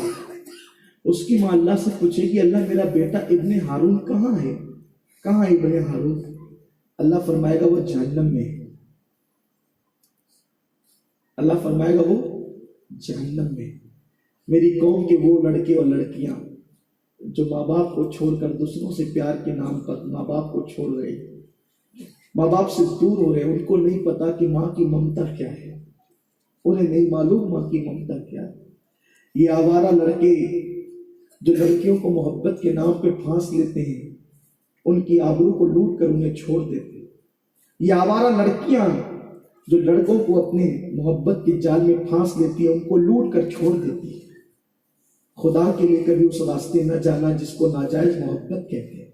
جنہوں نے جس چیز کو تم نے افیئر کا نام دیا ہے، خدا کے لیے اس راستے نہ جانا. وہ تباہی کا رستہ ہے، وہ بربادی کا رستہ ہے. دنیا کے اندر آج جو خودکشی لوگ کر رہے ہیں محبت میں ناکام ہونے کی بنیاد پہ کر رہے ہیں. دنیا کے اندر جو لوگ پاگل ہو رہے ہیں، بہت سارے لوگ محبت میں ناکام ہونے کی بنیاد پہ پاگل ہو رہے ہیں. دنیا کے اندر بہت سارے جو نشے کے عادی ہو گئے ٹینشن کی وجہ سے، وہ محبت میں ناکام ہونے کی وجہ سے ہو گئے. میرے بھائی اس محبت کی طرف کیوں جاتا ہے جس میں ناکامی ہو؟ ارے اس ماں سے پیار کر جو تجھ سے بہت محبت کرتی ہے. مرنے کے بعد بھی اس کے دل سے تیری محبت نہیں نکلتی. اس باپ سے سچے دل سے پیار کر جو تجھ سے بے لوث محبت کرتا ہے. ہاں میرے بھائی تو ان جھریوں والے چہروں کو چھوڑ کر جن حسیناؤں کی محبت میں ڈوب گیا ہے، تجھے کیا خبر کہ ان جھریوں والے چہروں سے محبت کرنے کا صلہ کیا ہے؟ میرے سچے نبی نے فرمایا جو ماں باپ کے چہرے کو ایک بار محبت سے دیکھے اللہ اسے ایک مقبول حج کا ثواب عطا کرتا ہے. یہ جھریوں والے چہرے معمولی چہرے نہیں ہیں. یہ جھریوں والے چہرے بہت قیمتی چہرے ہیں. یہ تیری جنت بھی ہے، یہ تیری جہنم بھی ہے. میرے آقا مصطفیٰ کریم صلی اللہ علیہ وسلم نے خواب میں مالک ابن دینار کو کہا اے مالک جب 3 دن تک ابن ہارون جہنم میں جلے گا تو اللہ اس کی ماں کے دل میں اس کی یاد پیدا کرے گا. اس کی ماں پوچھے گی اللہ میرا بیٹا ابن ہارون کہاں ہے؟ اللہ فرمائے گا وہ جہنم میں ہے. اس کی ماں کہے گی اللہ وہ جہنم میں کیوں ہے؟ اللہ فرمائے گا اس لیے کہ اس نے تجھے قتل کیا تھا. اس دن بھی ماں کی ممتا اندر سے تڑپے گی، ماں کی ممتا اندر سے تڑپے گی. اور قاتل بیٹے کے لیے ماں کی ممتا اللہ سے پوچھے گی اللہ کیا میرے بیٹے کا جرم معاف نہیں ہو سکتا؟ میرے بیٹے کا گناہ معاف نہیں ہو سکتا؟ اللہ فرمائے گا ہو سکتا ہے، اگر تو معاف کر دے گی تو میں بھی معاف کر دوں گا. آقا فرماتے مالک اس وقت ابن ہارون کی ماں کہے گی اللہ میں اس کے قتل کے گناہ کو نہیں دیکھتی، میں تو چاہتی ہوں کہ میرا بیٹا جہنم سے نکل جائے اور میں اس کو معاف کرتی ہوں. اللہ فرمائے گا اگر تو نے معاف کیا تو میں نے بھی معاف کیا. اور آقا فرماتے ہیں ماں کو کے معاف کرنے کی بنیاد پر، 40 حج کی بنیاد پر نہیں، 40 سال کی رات و دن عبادت کی بنیاد پر نہیں، بلکہ ماں کے معاف کرنے کی بنیاد پہ اللہ ابن ہارون کو جہنم سے نکالے گا اور اس کو اس کی ماں کے حوالے کر دے گا اور اس کی ماں سے کہے گا اب تو چاہے تو اس کو اپنے ساتھ جنت میں لے جا، تو اس کی ماں کی ممتا بھری طبیعت اس کو اپنے ساتھ جنت میں لے کر جائے گی۔ آقا فرماتے ہیں مالک جا اور ابن ہارون کو میری طرف سے یہ خبر دے دے کہ قیامت کے دن اللہ اس کے ساتھ یہ معاملہ فرمائے گا۔ میرے پیارے آقا علیہ السلام کے پیارے دیوانوں، یہ ماں باپ کی ممتا ہے اور اس کے ساتھ یہ نشے کی نحوست ہے۔ خدا کے لیے نشے سے نکلو۔ اور رہی بات شباب کی، ایک مختصر حدیث کا خلاصہ آپ کی خدمت میں پیش کر کے بات ختم کرتا ہوں۔ ناجائز محبت، شباب سے نکلو۔ حضرت سلیمان علیہ السلام نے اپنے بیٹوں کو کہا تھا میرے بیٹوں اگر تمہیں ناک کے پیچھے جانا پڑے تو چلے جانا، لیکن کسی عورت کے حسن کے پیچھے کبھی مت جانا، کیونکہ ناک ڈسے گا تو جان جانے کا خطرہ ہے اور عورت کا حسن ڈسے گا تو ایمان جانے کا خطرہ ہے۔ حسن ایمان کو کبھی کبھی لوٹ لیتا ہے۔ اس سلسلے میں ایک حدیث کا مختصر حدیث کا مختصر خلاصہ آپ کی نظریں ہے۔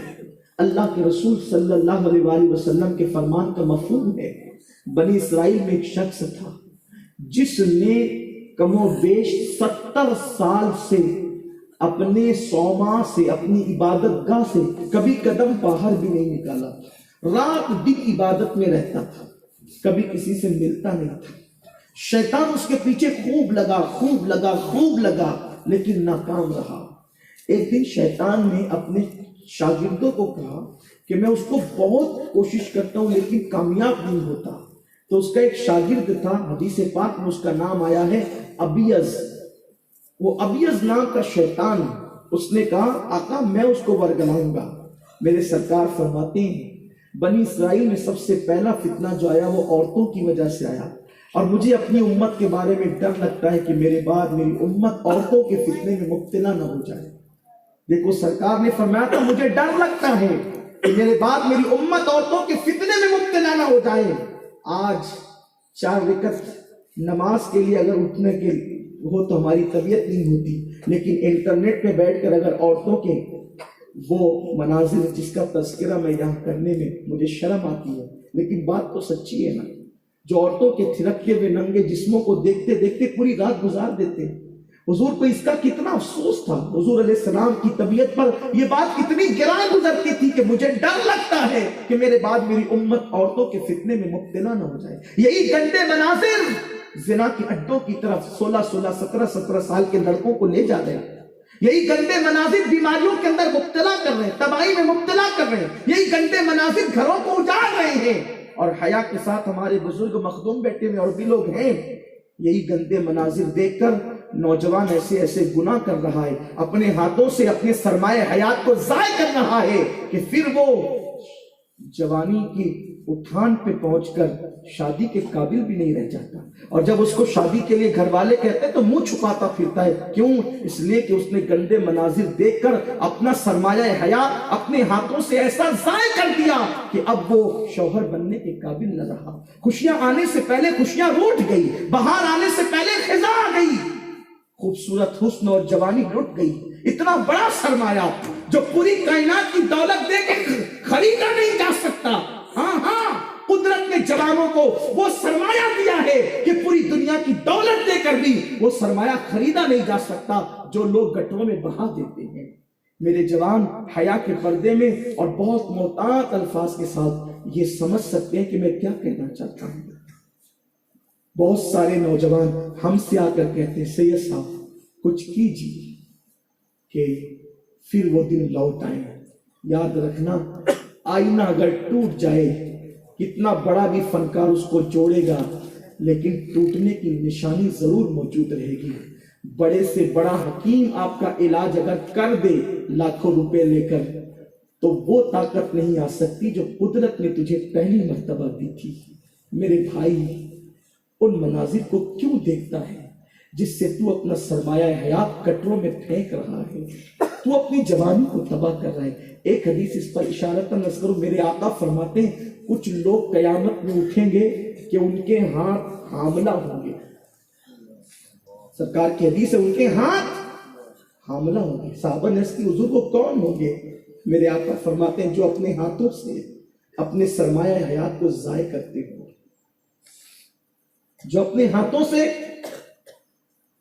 اپنے عضو خاص سے کھیل کر کے لذتیں حاصل کرتے ہو، بس اس سے زیادہ میرے پاس کوئی الفاظ نہیں کہ میں اس پہ اور کھلوں، کیونکہ تقریر کی آواز دور تک جاتی ہے، بہت لوگ سنتے ہیں، بوڑھے بچے سبھی ہیں، لیکن بہرحال اس کو ضرور سمجھو، اگر آج سے پہلے اس تباہی کی دہانے پر تھے، سچی توبہ کر لو، اللہ کی بارگاہ میں پلٹ آؤ، رب کی بارگاہ میں گڑگڑا لو، اللہ رب العزت معاف کرنے والا ہے، اور گندے مناظر سے آنکھوں کو بند کر لو۔ سید الطائفہ حضرت جنید بغدادی نے تو یہاں تک فرمایا عورتوں کے سکتے ہوئے کپڑوں کو دیکھنے سے بھی بچا کرو، اس لیے کہ اس سے بھی انسان کے دل کے اندر گناہ کی چاہت پیدا ہوتی ہے، گناہ کی آرزو پیدا ہوتی ہے۔ جو مذہب عورتوں کے سکتے ہوئے کپڑوں کو دیکھنے سے منع کرے، وہ مذہب عورتوں کے ننگے تھرکتے ہوئے جسم کو دیکھنے کی اجازت کیسے دے سکتا؟ اللہ میری قوم کی حال کی اصلاح فرمائے۔ اور مجھے تو ڈر لگتا ہے، کبھی سوچتا ہوں تو کوئی مفکر نہیں ہوں، لیکن بس مفکرین کی صحبت میں بیٹھنا، اللہ والوں کی صحبت میں بیٹھنا نصیب ہوتا ہے، تو کبھی سوچتا ہوں تنہائی میں تو مجھے بہت بہت عجیب ہوتا ہے کہ آج جو نوجوان اتنے آوارہ ہیں، جب یہ باپ بنیں گے تو ان بچوں کو آوارہ باپ ملے گا۔ نیک باپ کی پرورش، نیک باپ کی صحبت میں پرورش پانے والے بچے آوارہ ہو رہے ہیں، تو آوارہ باپ کی سرپرستی میں پلنے والے بچوں کی آوارگی کا اندازہ کون لگا سکتا ہے؟ جوانوں کے بگڑنے پر افسوس اس بات پر ہے کہ آئندہ نسلوں کو نیک باپ نہیں مل سکیں گے، اور جس نسل کو نیک باپ نہیں ملے گے اس نسل کا حال کیا ہوگا، اس نسل کی تباہی کیا ہوگی؟ کم سے کم نہیں اپنے لیے تو اپنے بچوں کے مستقبل کے لیے سنور جاؤ، اپنے بچوں کے مستقبل کے لیے سدھر جاؤ، بدل دو اپنی زندگی کو۔ اگر سچی توبہ کر لو گے تو میرا کریم معاف کر دے گا۔ وہ اپنے بندوں سے 70 ماؤں سے زیادہ پیار کرتا ہے، وہ اپنے بندوں سے اس نے وعدہ کیا تم توبہ کرو سچی، میں تمہیں معاف کروں گا۔ تو عرض یہ کر رہا تھا، ابیض نام کے شیطان نے کہا استاد مجھے اجازت دے میں جاؤں، میں اس کو گمراہ کروں گا۔ ابیض گیا، اور ابیض جانے کے بعد اس کے پاس اس سے ملا، اور ملنے کے بعد اس کے پاس اتنی تقوی پرہیزگاری کی باتیں کی، اس راہب کو یہ لگا کہ اس سے بڑا کوئی عابد و زاہد اور اللہ والا نہیں ہو سکتا۔ تو اس نے کیا کیا، اس راہب نے ابیض کے ہاتھ پہ وہ مرید ہو گیا۔ ابیض نے اس کو کچھ ایسے جنتر منتر سکھائے کہ جس کو پھونکتا اس کو شفا ہو جاتی۔ اب اس کے صومعہ میں مریضوں کی قطار لگی رہتی، وہ پھونکتا شفا ہوتی، پھونکتا شفا ہوتی۔ ابیض جب بادشاہ کی ایک بیٹی بیمار پڑ گئی تو ابیض بادشاہ کے پاس گیا، انسان بن کے کہا اتنا بڑا بزرگ تیرے شہر میں رہتا ہے، پھونکتا ہے تو شفا ہوتی ہے، وہاں لے جا، کوئی شفا نہیں دے سکتا اس کو کوئی طبیب اور حکیم، وہاں لے جا۔ بادشاہ لے کر کے اپنی خوبصورت بیٹی کو آیا، اب جیسے اس راہب نے دم کیا اس کو شفا ہو گئی۔ اس نے بادشاہ کو ابیض نے مشورہ دیا، ایک دم کا یہ حال ہے، اگر اس کے پاس اپنی بیٹی چھوڑ جا تو وہ کتنی صحت مند ہوگی کہ کبھی اس کی بیماری ہی نہیں آئے گی اس کو۔ بادشاہ کو جب یہ بات شیطان نے، ابیض نے انسان بن کر کے مشورہ دیا، سوچا کہ اتنا بزرگ متقی کبھی باہر ہی نہیں نکلا، اس نے وہاں اپنی بیٹی کو چھوڑ دیا۔ اس راہب نے بھی اپنے نفس پر اعتماد کیا، اپنے نفس پر اعتماد کیا کہ میں تو گناہ میں مبتلا نہیں ہو سکتا۔ یہ بہت خطرناک بات ہے۔ یوسف صدیق جیسا نبی کہتا ہے کہ میں اپنے نفس کو بے قصور نہیں کہتا۔ نفس امارہ تو بے شک بہت برائیوں کی طرف لے جانے والا ہے، نفس امارہ کی شرارت سے وہی بچ سکتا ہے جس پر اللہ رحم کرے۔ یہ یوسف صدیق کہہ رہے ہیں اور ہم اپنے نفس پہ اعتماد کر بیٹھے ہیں۔ علماء کہتے ہیں لڑکیوں سے دوستی نہ کرو کہ یہ شکی لوگ ہیں، ہم تھوڑی گناہ میں ڈوبیں گے، ہماری محبت تو ایک فرینڈ کی ہے، ہماری محبت تو ایک دوست کی ہے، ہماری محبت تو ایک بھائی بہن کی ہے۔ تیری سگی بہن سے سک رہی ہے، تو نے اسکول میں کالج میں بہن بنا رکھا ہے، شرم نہیں آتی لوگوں کو اس طرح کی بات کرتے ہوئے؟ کوئی فرینڈ کا تصور اسلام میں، بوائے اور گرل فرینڈ کا کوئی تصور نہیں ہے۔ اسلام میں تو شادی سے پہلے کسی لڑکی سے دوستی کا سوال ہی نہیں آتا، بلکہ چچا کی بیٹی پردہ کرے گی چچا کے بیٹے سے، سگے چچا کا بیٹا اگر ہے تو بھی پردہ کرنے کا حکم ہے۔ چچا زاد بھائی سے بھی پردہ، مامو زاد بھائی سے بھی پردہ، پھوپھی زاد بھائی سے بھی پردہ۔ جب چچا زاد، مامو زاد اور پھوپھی زاد بھائی سے پردہ ہے تو اجنبیوں سے بے پردہ کیسے مل سکتی ہے؟ اور ہم اجنبی عورتوں سے کیسے مل سکتے ہیں؟ یہ زبانی رشتے کوئی قابل اعتماد نہیں ہے، بلکہ اسلام کا قانون تو اتنا حسین ہے کہ اگر تم نے کسی کا لڑکا پرورش کے لیے لیا اور اس سے بیوی کا، آپ کی بیوی کا کوئی محرم کے حوالے سے کوئی رشتہ نہیں ہے، اور وہ جوان ہو جائے تو وہ جوان لڑکے سے بھی وہ عورت پردہ کرے، بیٹا کہہ رہے ہیں پھر بھی اس سے پردہ کرنا ہوگا۔ یہ اسلام میں قانون ہے پردے کا، لیکن کیا ہو گیا لوگوں کو؟ لوگ دین سے کتنے دور ہو گئے۔ جب ابیس شیطان نے اس بادشاہ کے دل میں بات ڈالی اور اس نے راہب نے بھی اپنے نفسوں پہ اعتماد کیا، وہ لڑکی کو چھوڑ کے چلے گئے۔ لڑکی تھی بڑی خوبصورت، بادشاہ کی بیٹی جو تھی بڑی خوبصورت۔ ابیس آیا اور اس کے دل میں وسوسے ڈالنے لگا، اتنی خوبصورت ہے، تنہائیاں ہیں، اور تو اس کی لذت کو نہیں چکھتا؟ تجھے کیا پتا عورت کی لذت کیا ہوتی ہے؟ جب وہ رغلایا تو یہ اس کے قریب گیا، اور قریب گیا تو زنا میں مبتلا ہو گئے۔ زنا تو کر لیا، لیکن زنا کرنے کے بعد فوراً خیال آیا کہ ابا پر زنا کے گناہ کا دھبا لگ گیا ہے، لوگوں کو پتا چلے گا تو کیا ہوگا؟ ہائے ہائے انسان تیرا نفس، تو یہ سوچتا ہے لوگوں کو پتا چلے گا تو کیا ہوگا؟ خدا کو تو معلوم ہے کیا ہوگا، اس پر تو سوچ۔ لوگ کیا کریں گے؟ لوگوں کو پتا چلا تو کیا کریں گے؟ لوگوں کو پتا چلے نہ چلے، علیم بذات صدور نے تو دیکھا تو نے جو کیا، لیکن خیال ہے نفس کی بدی ہے، نفس کا انداز ہے ورگلانے کا، لوگوں کو پتا چلے گا تو کیا ہوگا، یہ سوچ کر پھر ابیض نے کہا لوگوں کو پتا چلے گا تو اسی وقت نا کہ جب تو بتائے گا یا یہ بتائے گی، تو بتائے گا نہیں، اگر یہ بتا دے تو اسی کو قتل کر دے۔ اس نے قتل کر دیا، ادھر اس نے قتل کیا، ادھر ابیض نے جا کر پورے محلے میں اعلان کر دیا، راہب نے بادشاہ کی بیٹی قتل کر دی، اور قتل اس لیے کیا کہ اس سے زنا کیا تھا، زنا چھپانے کے لیے قتل بھی کیا۔ اللہ اکبر۔ جب یہ بات پھیلی، بادشاہ آیا، دیکھا تو لاش پڑی ہوئی تھی، اس کو اٹھا کر لے گئے قاضی کے پاس، فیصلہ کرو۔ قاضی نے کہا کہ اس کو سولی پہ لٹکا دو، اس راہب کو سولی پہ لٹکا دو۔ جب اس کو ہاتھ میں زنجیریں باندھ کے، پیروں میں زنجیریں باندھ کر سولی کی طرف لے جا رہے تھے، ابیض انسان کی شکل میں آ کے کہا میرے اتنے سورسز ہے کہ میں تجھے بچا سکتا ہوں، لیکن شرط یہ ہے خدا سمجھ کے ایک سجدہ کر لے۔ اس راہب نے کہا کسی کو خدا سمجھ کے سجدہ کرنا شرک ہے؟ کہا بات تو اتنی ہے نا، اتنے دن تک کے جتنے گناہ کیے، بدنام ہو کر کے مر رہا ہے، دیکھ تیری کوئی عزت تو نہیں ہوگی، اگر تو مجھے خدا سمجھ کے سجدہ کرتا ہے تو تیری زندگی بچ جائے گی، پھر تو خوب عبادت کرنا تاکہ اس گناہ پہ پردہ پڑ جائے اور لوگ بھول جائیں، پھر مرے گا تو متقی ہو کر کے مرے گا، کم سے کم تیری عزت تو بچے گی۔ اس نے کہا بہت اچھا مشورہ ہے، ایک سجدہ کیا پھانسی کے فندے کے قریب۔ ابیض نے ہنستے ہوئے کہا تجھ تک مرشد بن کر آنے والا میں تھا، لڑکی کو لانے والا میں تھا، غلط منتر پڑھا کر کے شفا کا دھوکہ دینے والا میں تھا، اس کے بعد بادشاہ کو لڑکی رکھنے کا منصوبہ دینے والا میں تھا، اس کے ساتھ زنا کروانے والا میں تھا، یہاں تک لانے والا میں تھا۔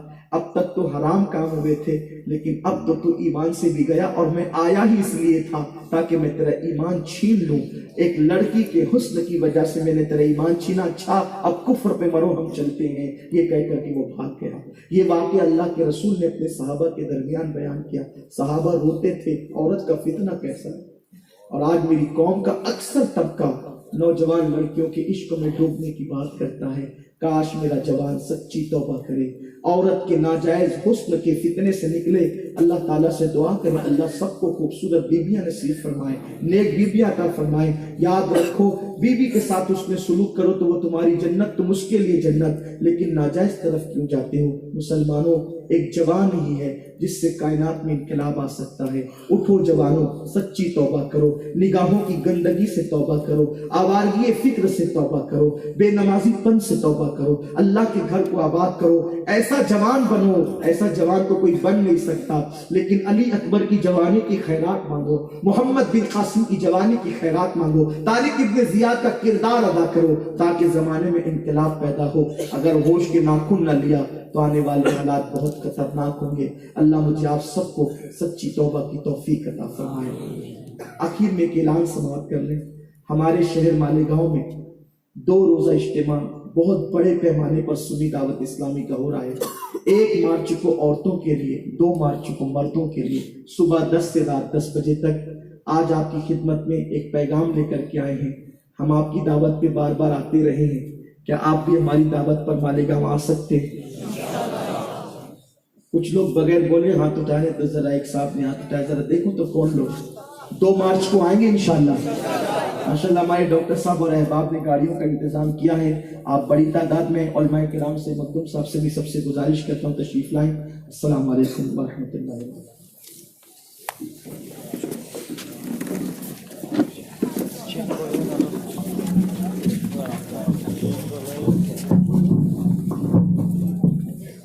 ذرا لوگوں کو اس سے روکا